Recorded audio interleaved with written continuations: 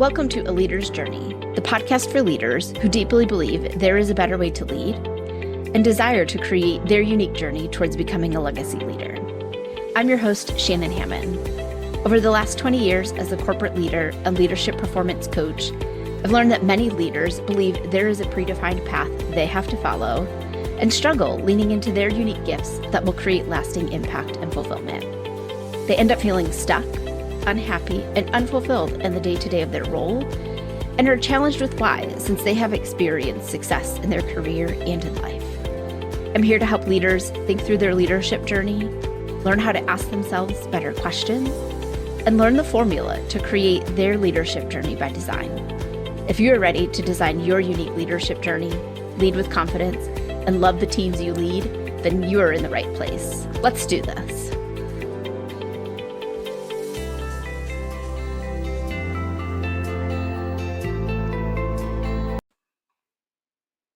Hello, my friends and fellow leaders. I'm glad to have you back here with me this week on the podcast. And if this is your first time tuning in, welcome. I'm so happy that you are here. I know that your time is valuable, and I appreciate that you've chosen to spend some of it here with me today. There's a lot of confusion around coaching, especially for leaders that work in the corporate space. So on today's podcast, I want to spend some time talking about what coaching really is and put to rest some of the myths and the negativity that exists around coaching. Now, you may have heard the term coaching before, or maybe you haven't. For some, the word coaching, it may give you anxiety, stress, or worry. For some, it may get you excited, grateful, curious, and ready to dive into a conversation. For others, you may have heard the term, but not really sure what it is, because it's been used in so many different contexts, and hence the confusion that exists around coaching. So I want to start with what coaching is not. Now, those of you that work in the corporate world, you may have a negative perception of coaching because of how it has been traditionally used by leaders and many HR departments, which is completely understandable, and it's exactly how I felt several years ago. Coaching used to bring up a lot of negativity and stress for me. It was something that I dreaded, and I did everything as a leader to avoid it until I actually understood what coaching really was. Now, coaching has been, and it's still today, is used to define an early step in the disciplinary process when an individual's performance is not meeting expectations within that department or organization.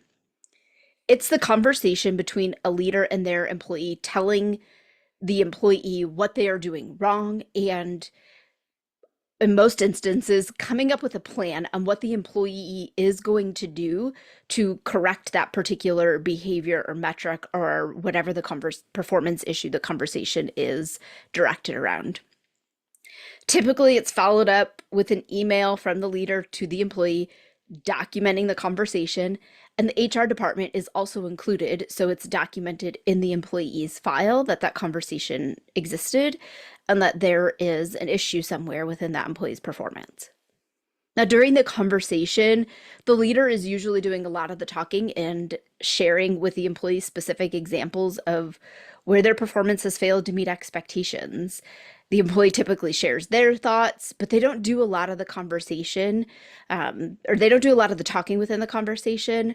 However, they are part of the plan that they're going to put in place to improve that particular performance issue. Now, while a conversation regarding performance failures does need to happen, one, that's not the best way to have that conversation if you truly desire for that performance to be improved. And number two, it definitely should not be called a coaching. Now, I'm here to tell you that coaching is not disciplinary. Now, that's not to say if you've had a coaching conversation in the past that conversation wasn't a disciplinary one. It very well may have been, and more than likely it was. The term coaching just wouldn't really accurately describe the true intent and the nature of that conversation. Coaching is not intended to be disciplinary, and it's definitely not a conversation where the leader is doing the bulk of the talking. Disciplinary conversations, they absolutely need to happen. And the employee, as well as the leader, need to be fully engaged and providing input on the next steps. After all, the goal of both of them should be to support the employee and for their level of performance to improve. Coaching is also not therapy. It is not used to address the past, whether that be trauma, concerns, or events that may have happened. It's not a place for one individual to pour out all of their thoughts, feelings, and concerns just to get them off their chest, nor a conversation where solutions for serious conditions and traumas are provided. That is therapy, and that's what therapy is there for. And if that's something that you need, I encourage you to embrace it and seek therapy. For coaching, while the past may be used as a guide for the future, and you may dive into past experiences to help you understand why you might be responding in a certain way in the present, a coach or a coaching conversation, they are not able to help you heal or navigate through traumatic events that you need to resolve from the past. That is where therapy comes in, and that is something that some individuals, they may need to seek therapy, and therapy can be used in conjunction with coaching. But again, coaching is not therapy. It is not going to address the traumas or the issues or the concerns that you've had in the past. Now, in some of these examples that I've shared, the line separating them may be very thin, but there is a line nonetheless, and it's important to distinguish what is on each side of that line. So now let's get into the fun stuff, and let's talk about what coaching really is. Coaching is a thought-provoking process of self-discovery and decision-making that leads to a better way of life and leadership. It will help you break through what's holding you back and empower you to live life at your fullest. So you are focusing your time on what you want to do. Coaching is a solution-focused, challenge-based, and forward-oriented approach. It helps you come from a place of confidence and inspires and challenges you to be your very best, because you already know and have all of the answers within you to live your life at your fullest potential. Coaching is all about collaborating with a partner who will help you unleash that inner wisdom. Coaches will not do the majority of the talking in a coaching conversation or session. They will be there simply to ask questions, keep the session focused on what the client or the coachee would like to work on, and to be that partner for accountability if that's what's needed. They may occasionally share a piece of wisdom, an observation, or a story of their experience, but it will not be to focus the conversation on them or to guide that person to an answer. It will be to spark an insight in the other individual and or give that person that they are coaching something to contemplate and think about and how that situation may resonate with them. Coaching is a positive, growth-focused conversation. Now, while challenges will be discussed in coaching sessions, the conversation is focused on the current and the future growth and development of that individual. It's not discipline focused for accountability for past actions or results. Coaching is typically done in a one-to-one setting with a coach and their client or their coachee. However, it can also be done in a group setting, which can look in a variety of different ways. It could be a coach who's coaching one-to-one with one person while others in the group are observing. The coach could provide a training or education on a specific topic, which leads to one-to-one coaching or group discussions. The group may also decide or agree on a specific topic that they want to work on that may be relevant for them at that particular moment in time. Everyone shares their insights, and the group naturally coaches each other and asks each other those challenge based, forward oriented questions. Now, there are many ways that group coaching can be facilitated, and it really is an incredible experience, especially for rising leaders, because you get to sit in a group of your peers and you get to connect with each other and recognize that you're all in the same place, or maybe you're just a little bit ahead or behind where another person is, and you get to leverage each other's experiences. Now, there's a lot of value that can come from either one-to-one coaching or group coaching. It's all about finding which of those experiences is most helpful and relevant for you in that particular season of your life and your leadership. It can vary. And so I'm not going to tell you that one-to-one coaching is better than group coaching or group coaching is better than one-to-one coaching. I think that they are equal in their effectiveness. Again, it's just going to be all in what that in particular individual needs.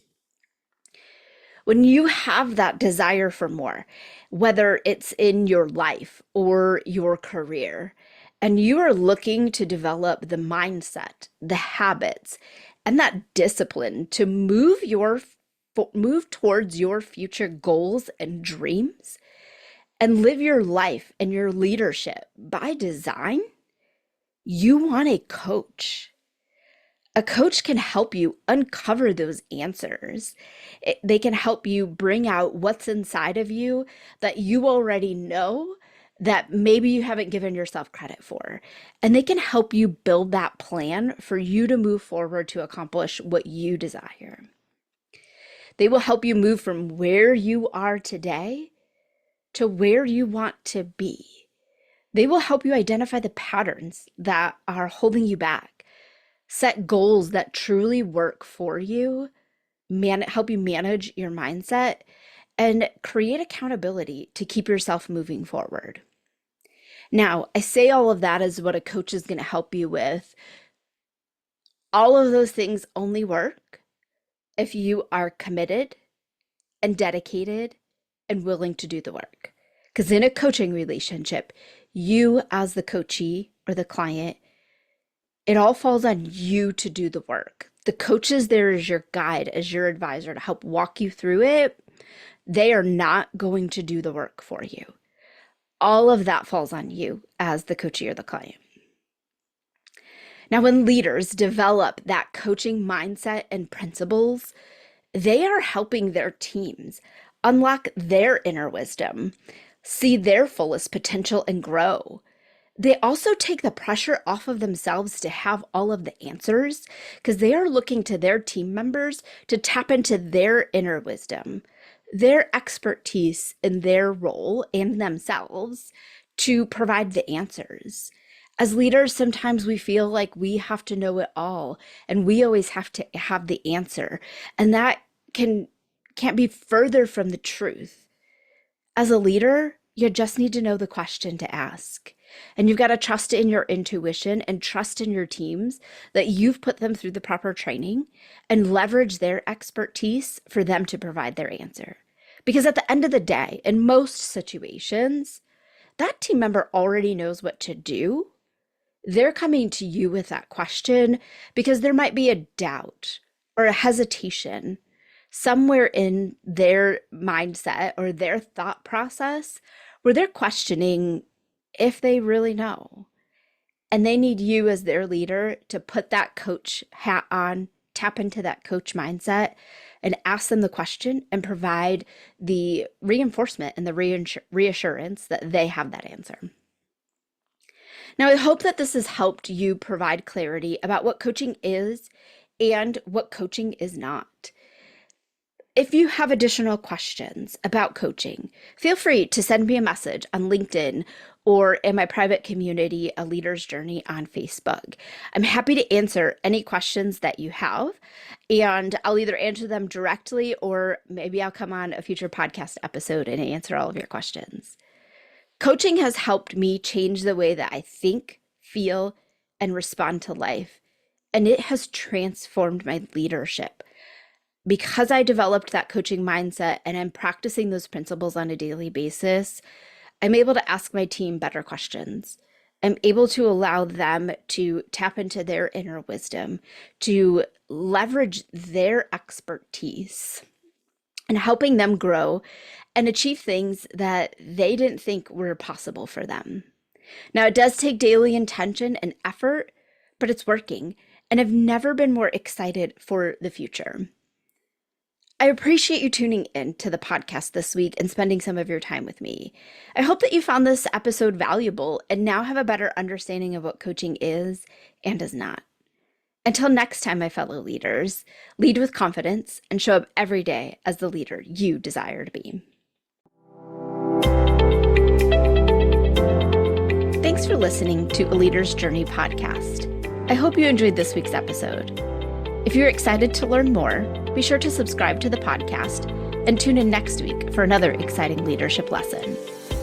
I'd love to help you level up your leadership, achieve the goals you desire, and design your unique leadership journey. So click the link in the show notes to schedule a free Level Up Your Leadership session. During this time, we will define where you are in several key areas of leadership, where you desire to be, and how you can level up your leadership. You don't need to do this alone, so let's chat today and get your journey started. Don't forget to connect with me on LinkedIn or in the A Leader's Journey community on Facebook, and share this episode with another leader so we can all learn and grow together. That's all for this episode, and I'll see you next week.